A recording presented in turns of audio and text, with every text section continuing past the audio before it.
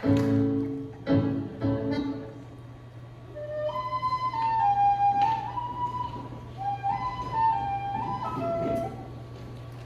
welcome to, I'm going to be your tour guide today, and my name is Patrick Shamrogari. I just want to tell you something. My job, working for the board Foja, is to greenwash everything. So I gotta make everything, I gotta sell it to people. Well, Ireland has a rich culture and a great history. But one thing Ireland is very famous for is its mythology. Ireland has giants and fairies and goblins, of course. But one thing you'll only ever find in Ireland are leprechauns. May I welcome some to the stage?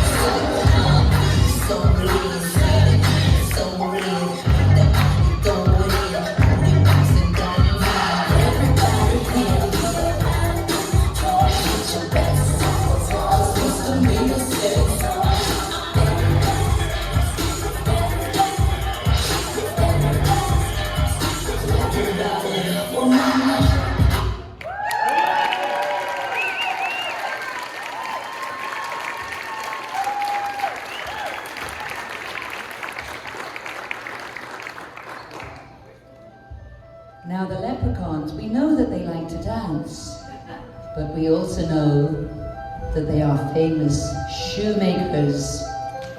Yes, in the middle of the night, by the light of the silvery moon, in the deep forest, they make shoes and boots.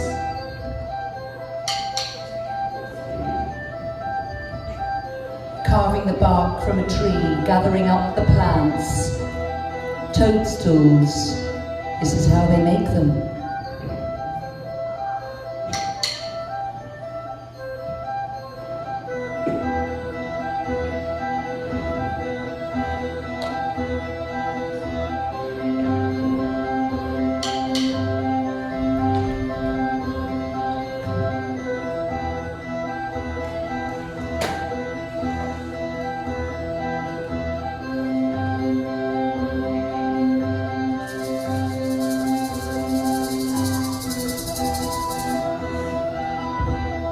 And they mix up magic potions, strange concoctions from herbs and flowers, and they create magic spells.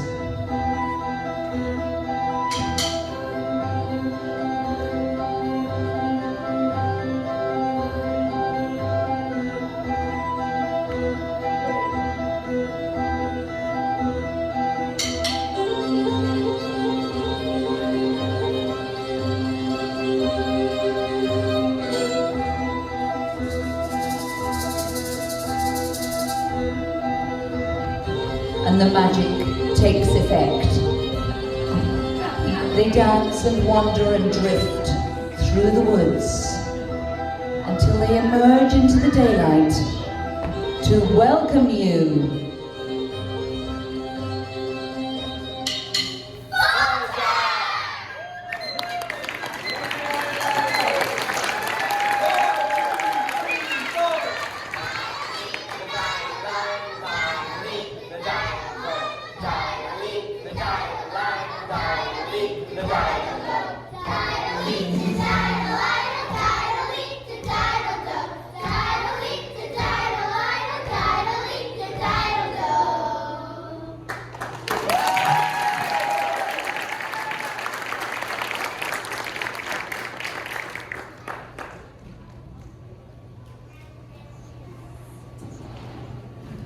Well, that was a great performance, but Ireland has great mythology, but Ireland also has a dark side to it in its mythology. One creature that embodies it is the puka. It is a creature that is mean, cruel, wild, and unnatural. It has the horns of an ox, the dark, long mane of a horse, and the body of a human. And you never want to meet it. It's behind you. No, it's not. Oh, yes, it is.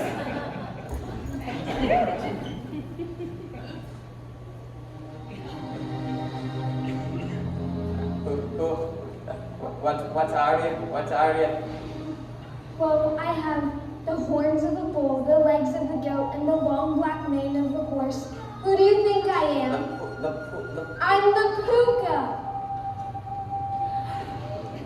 Well, it's great to meet you, and I wish I could spend more time with you, but I have some work to do over there. But if you ever want to, if you really need anything, the door is locked, so you're going to need to knock, but you can come anytime.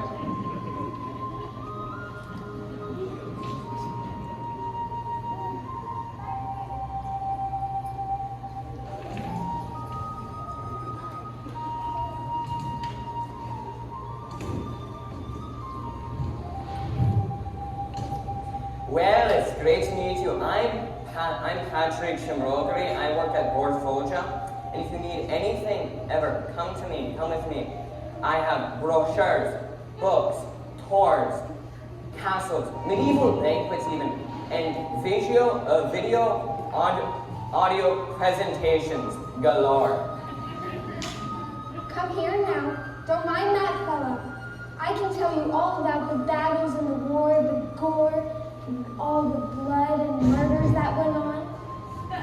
But you came here for a fun time, not to learn about tragedies. So come with me, come with me. I didn't know probably go. Well, if you're gonna go, take this brochure. There's a hotline on it which has for help 1-800-888-HELP. And remember, you can come anytime. Our place is open 24/7 and the door's unlocked, so just walk in. Red or white? Wine? Not wine, lemonade. Oh, I'll take red, thanks.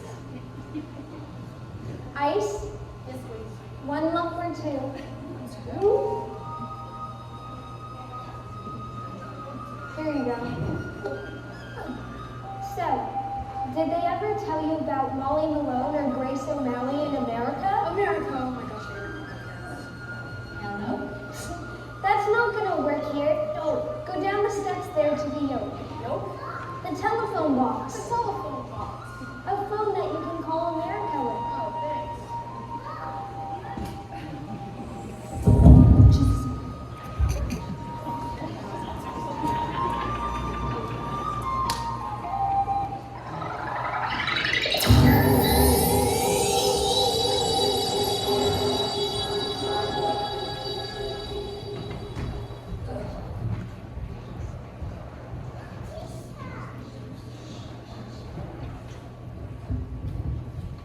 Shane, our young American backpacker, seems to have traveled back in time. The year is 760 AD. In a monastery near the town of Kells in County Meath, the monks are busy.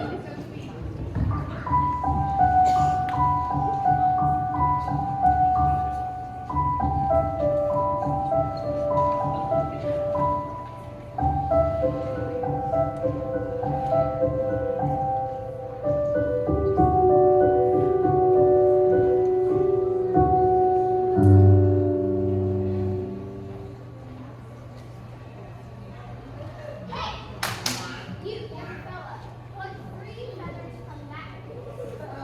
Okay.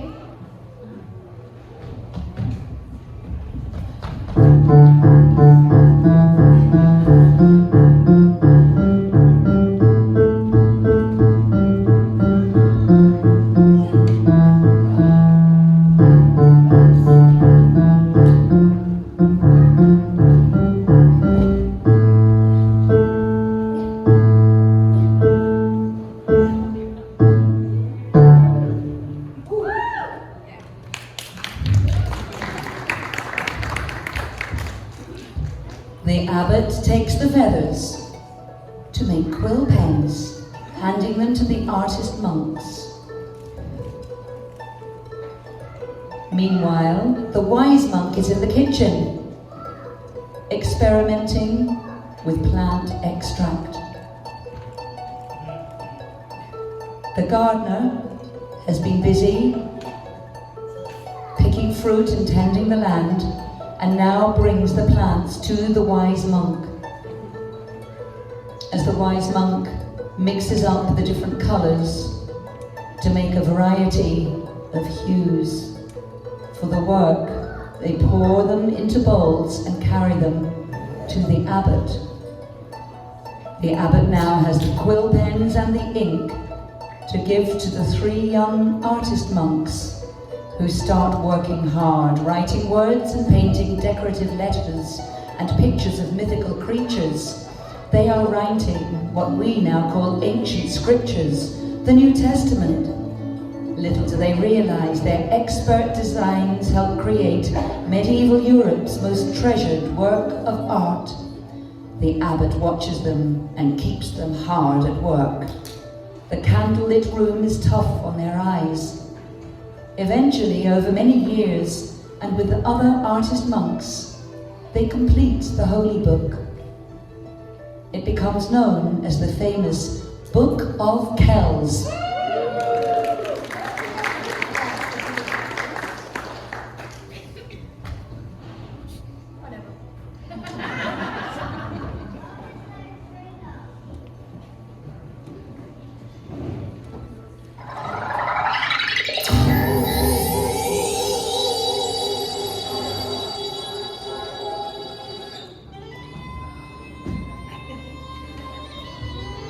Shane seems to have come out in exactly the same place.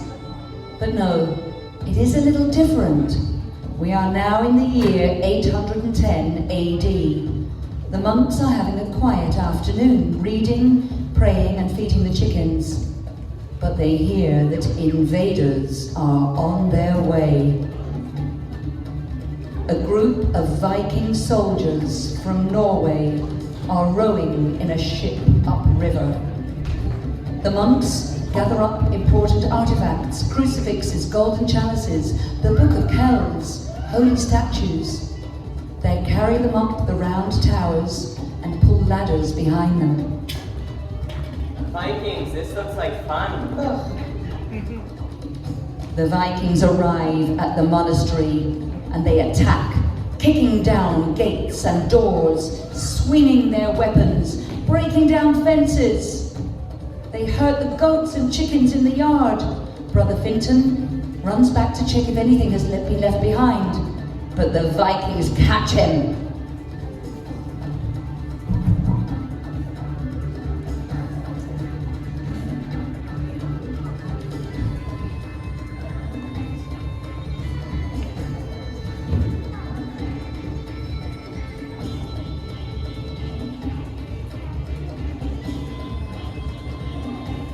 I don't think I like the 800s.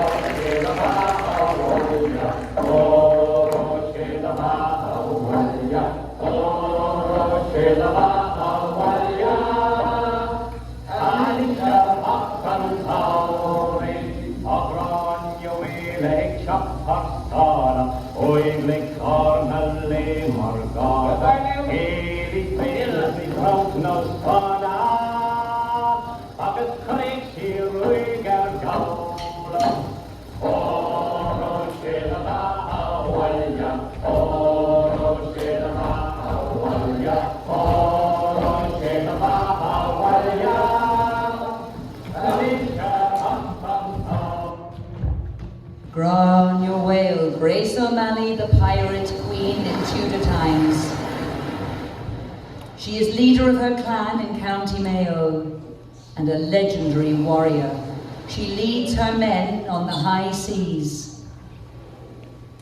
One day, sailing in Clew Bay off the west coast of Ireland, Grace's captain points to a shipwreck.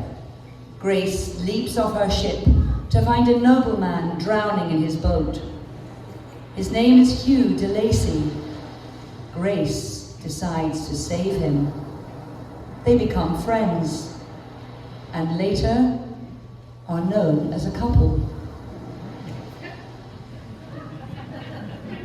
Some months later, Hugh de Lacy is taking a walk along the cliffs. As he admires the view in Clew Bay, he is noticed by Grace's enemies, the McMahons at Doona Castle. They seize the opportunity to capture and murder young Hugh.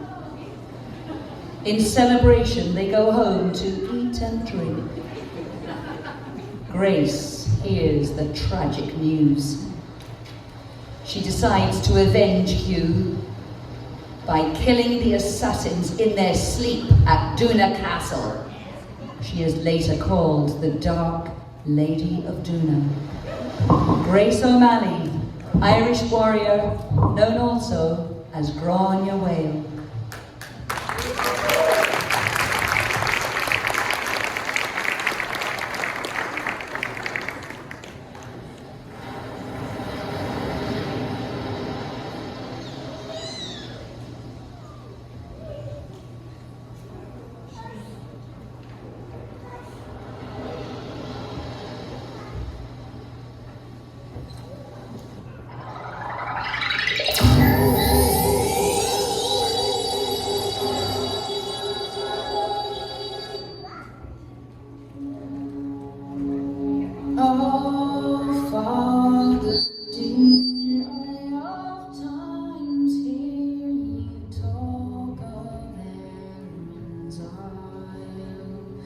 Her lofty scenes and valleys green, her mountains red and wide. The year is 1845, and Ireland is experiencing a national tragedy.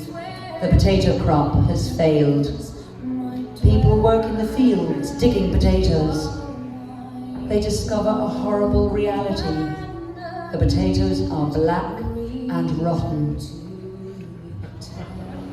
The blight has reached their county, a death sentence. People leave their homes in search of food. They walk the roads, getting weaker, hungrier, more desperate. They stumble in pain and collapse. Their livestock have perished. Many emigrate to America. Others stay and starve.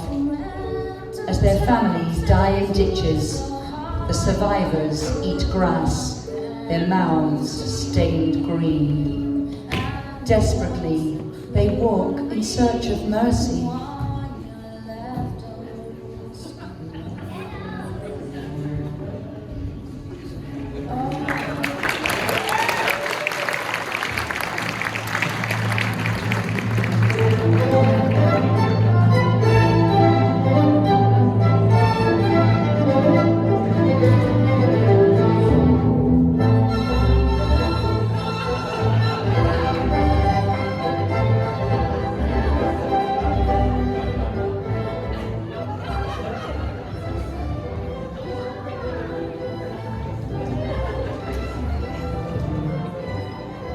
Queen Victoria of England and ruler of the British Empire sits drinking tea.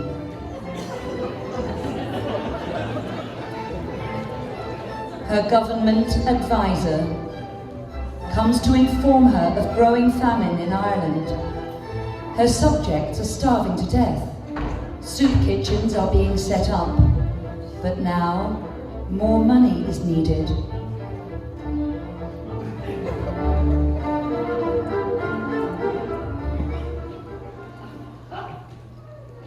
The soup kitchen has been busy all morning with hungry families.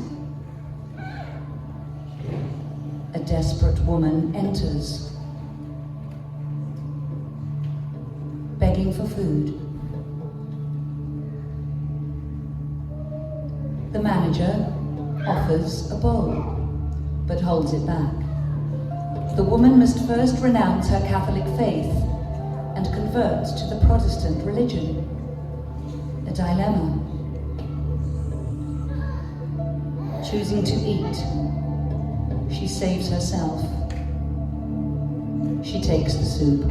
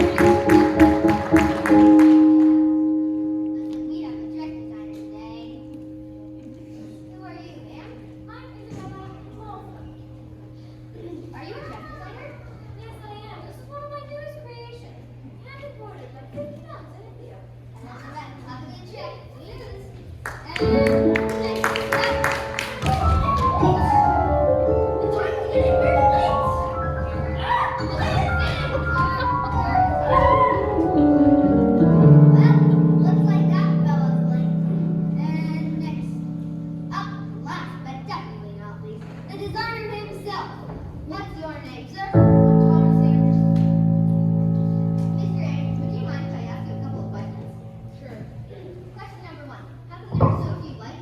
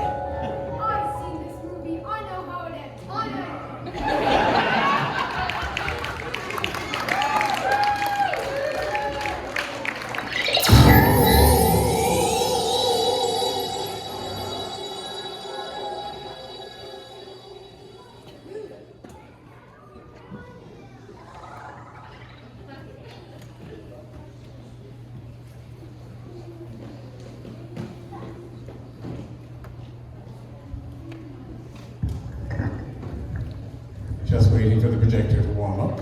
Slight technical difficulty. Use yourselves for 2 seconds.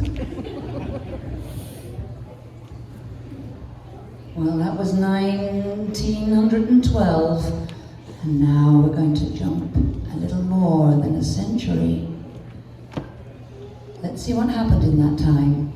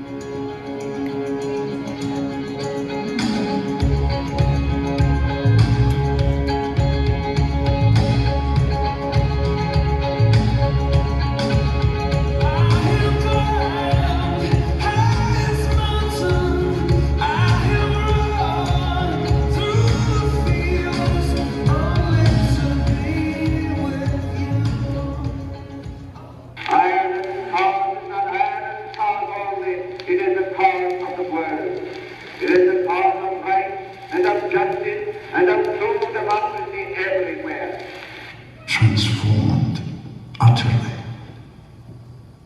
A terrible beauty is born. During the Northern Ireland border town was another scene of violence in a black weekend. What started as a peaceful civil rights march turned into a battlefield.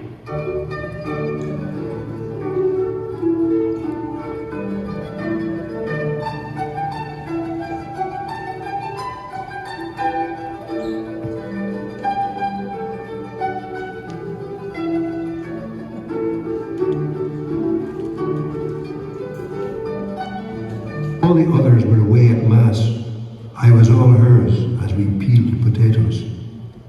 They broke the silence, let fall one by one, like solder weeping off the soldering iron. Easy, onto it comes Hunt. And Hunt for the shot.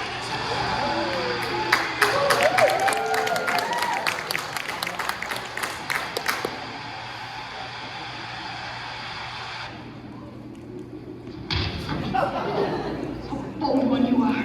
And who gave you leave to be kissing me? So you can talk. Yes, I can, I will, and I do. It's more than talk you'll be getting if you step a step closer to me.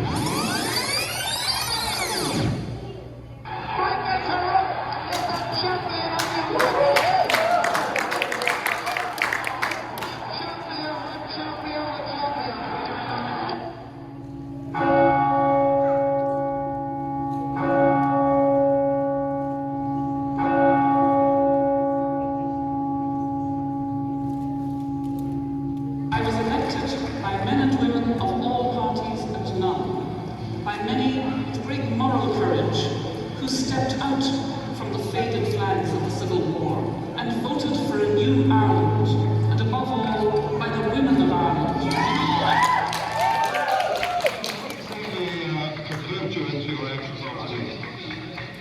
The fact that 13 people were murdered by the paratroopers in Derry yesterday.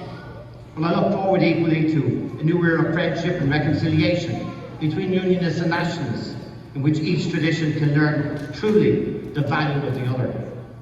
Don't worry yourselves too much about the civil war, sectarian conflict carry on. There's really only one thing you need to know. We're the goodies.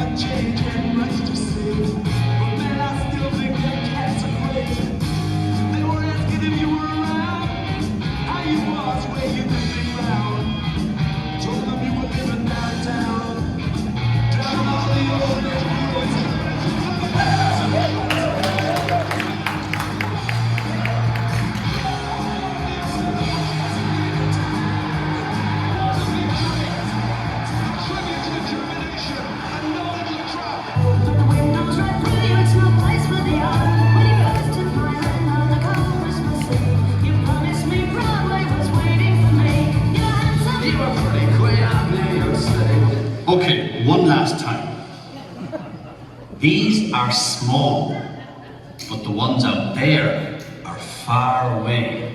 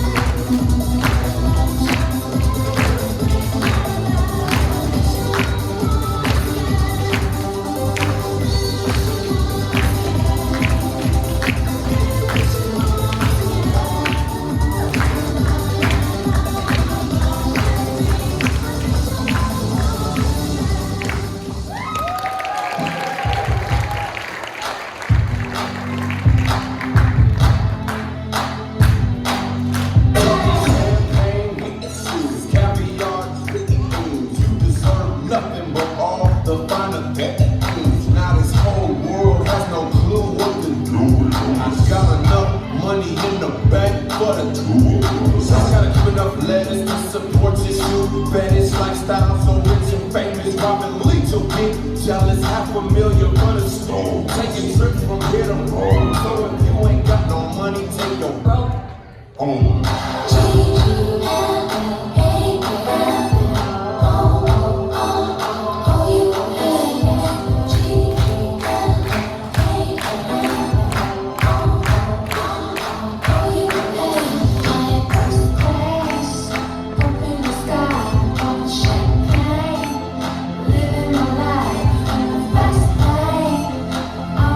Change by the flowers, flowers, flowers,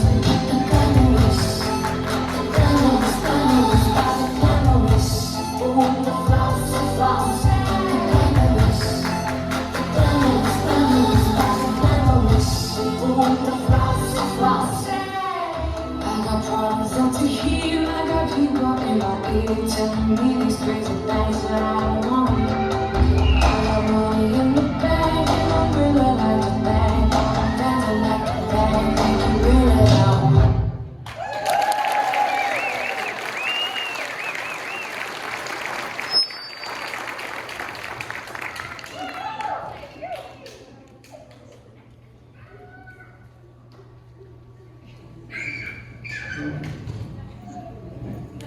I think I really like Ireland.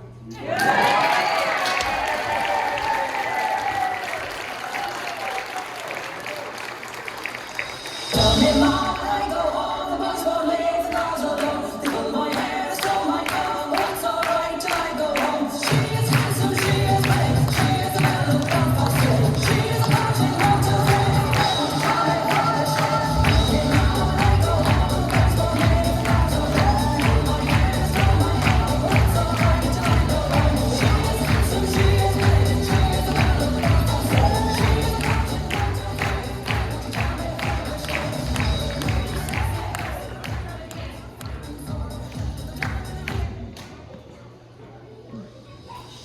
Tell me, Mom, when I go home, the bus won't leave, the cars will go. They pull my hair, they stole my comb, but it's alright till I go home. She is handsome, she is brave, she is the belle of Belfast City. She is a virgin, not to live. Tell me, Mom, when I go home, the bus won't leave, the cars will go. They pull my hair, they stole my comb, but that's alright till I go home. She is handsome, she is brave, she is the belle of Belfast City. She is a virgin, not to live.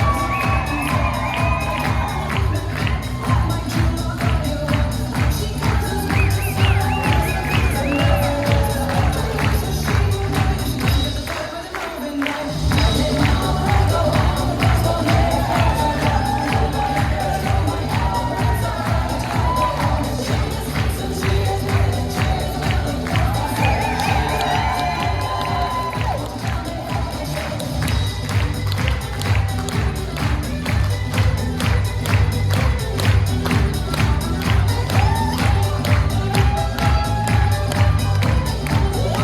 She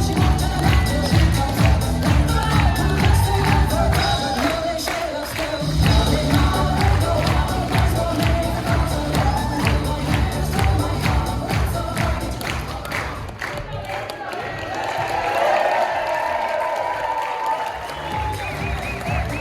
Charlie.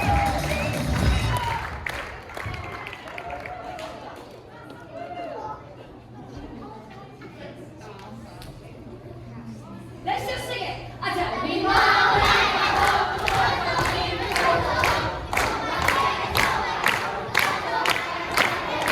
She is handsome, she is pretty, she is clever. She is perfect, fancy,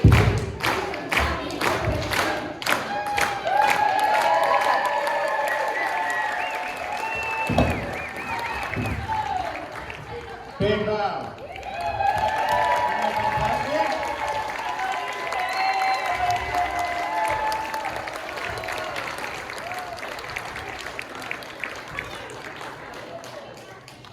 So, before we finish up, I'd like to thank each and every one of these campers for being so amazing to work with today. I'd like to introduce you to our camp leaders. That's Maura Clarkin, who did drama and everything else, put it all together with me. We have Maureen Brady, our artist, extraordinaire. We have Aidan Flynn, our everything musical, behind. We have Jennifer Curry. Mary Reganovich, the love of my life, so much over the past 3 weeks. We have, of course, Shane and JT, our muscle over here on the right-hand side. We'd like to thank Liam really for all of the support, and then Cassidy Crew and all of the work on the Irish Centre. These are the future of the Irish Centre, and I think it's going to be a very good time. So, thank you all very much. Thank you for supporting the evening.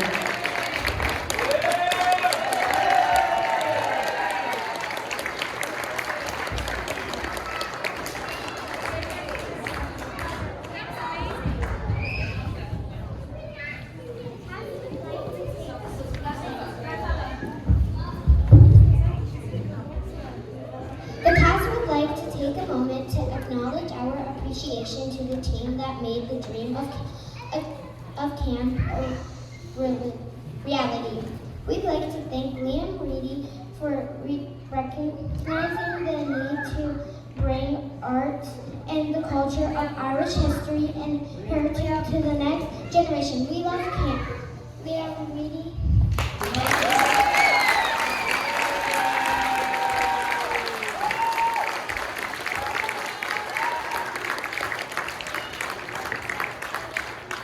We'd like to thank Michael Dillon for his talents in coordinating an outstanding group of artists that encourage us to blossom our love of theater, dance, and art and music.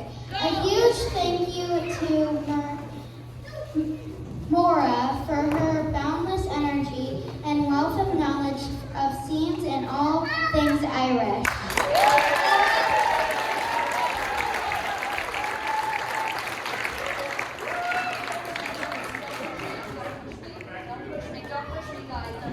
She's very funny at sometimes. Another thank you to Maureen, who is inspired of a love of art, bubbled leathers, and mask making. Maureen.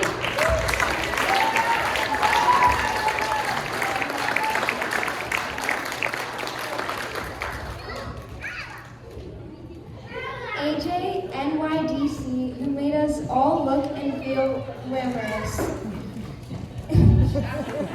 AJ's at the National Hip Hop Championships tonight in the evening.